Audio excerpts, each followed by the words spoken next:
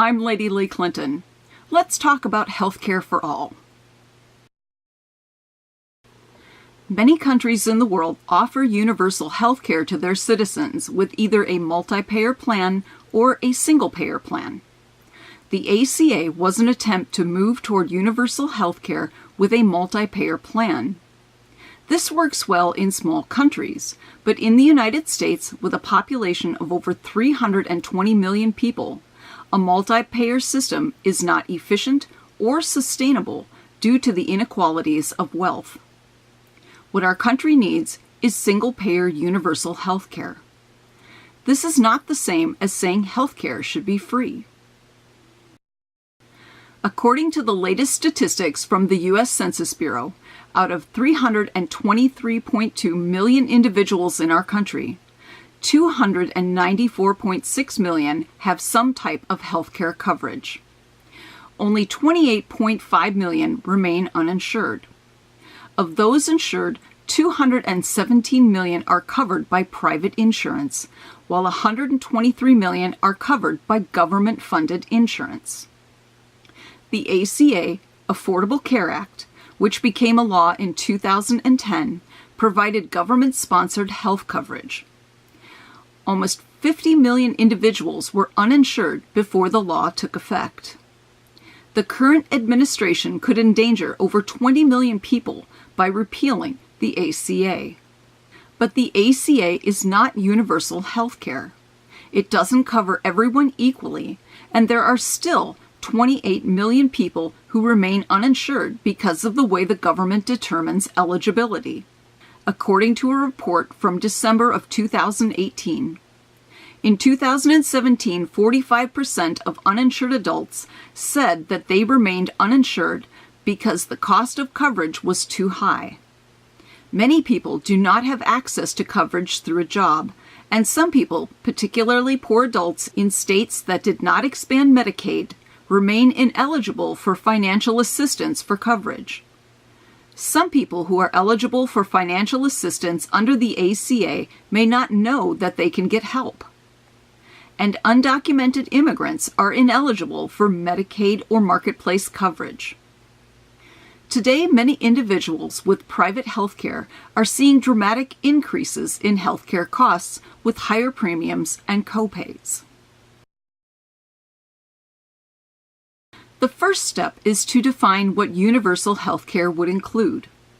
As a general rule, an effective health care plan should include emergency care in the event of accidents, serious injuries, and illnesses, basic care, which is the ability to see a doctor if you are ill, preventive care services such as vaccinations, eye exams, dental care, and hearing screening, specialized care for pregnant women, childbirth, and infants, regular visits for children under age 18, long-term care for individuals with chronic conditions like diabetes, heart disease, or numerous other life-affecting conditions, supportive care for individuals with disabilities, specialized care for individuals who require transplants, and long-term care plans for individuals with special needs.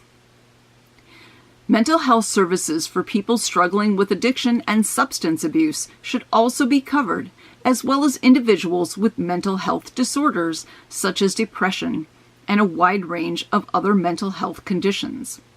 Current private and government-funded insurance plans provide for most of these services today. However, rising costs of care are beginning to limit many options. These rising costs are due to the double system of free market imposed on the healthcare system in the United States. Unlike other forms of insurance, such as car, homeowners, or life insurance, healthcare is a constant provider. Car insurance only pays you if damage occurs to your car.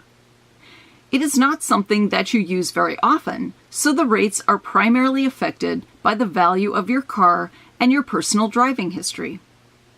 But healthcare insurance, as a private market, charges as much as the market can bear.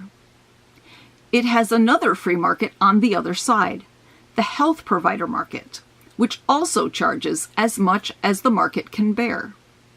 This means there are two free market systems between healthcare services and individuals.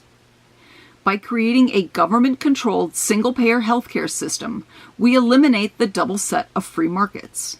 The government, as the single payer, creates a cost of service list based on real costs of service that is the same everywhere in the United States. Hospitals are businesses and want to make money, as do all of the medical staff who work in them. There are equipment costs and consumable costs to consider. But many believe these costs are out of control. In 2017, the U.S. spent $3.5 trillion on healthcare. $1.2 trillion was paid by private insurance, $706 billion by Medicare, $582 billion by Medicaid, and $366 billion by individuals out of their own pockets. Over $333 billion of that total amount was paid just on prescription drugs. The reason hospitals, doctors, and especially drug companies can charge so much for their services and products is because insurance companies are willing to pay what they ask. The federal government usually pays less than private insurance companies. The federal government sets caps on private insurance companies under the ACA called the 80-20 rule. This means that the insurance companies are supposed to use 80% of the money people pay them through premiums for medical bills, while the other 20% can be used for administrative, overhead, and marketing costs. If we eliminated private insurance companies, we could save 20% of their costs. That's $24 billion. If the federal government controls the cost of services and products, especially in the drug industry, the savings would be even greater. So now comes the big question. How do we pay for it? Actually, the answer should be obvious. Currently, 217 million people are covered by private insurance. These individuals are already paying into the healthcare system, which they would continue to do. Many employers pay into the healthcare system on behalf of their employees, which they would also continue to do. 123 million people are currently covered by government-funded insurance. There are only 28 million people that still need coverage. A single-payer system will drop the overall cost of healthcare by eliminating additional expenses from private companies and controlling costs of medical providers and drug companies. If we assume, based on the current numbers, that the federal government covers 123 million people for about $1.3 trillion, the average cost per person is about $10,500. That means if the entire population of 323.2 million people in America were covered by federal single-payer health coverage, the total cost would be about $3.4 trillion, which is less than the $3.5 trillion currently being spent by everyone on healthcare right now. By fairly dividing the total expected cost of healthcare based on income, it is possible to provide healthcare for all in the United States. You can find links to all of the sources I use to calculate this information in the text below this video on my website. I'm Lady Lee Clinton. Thank you for your time.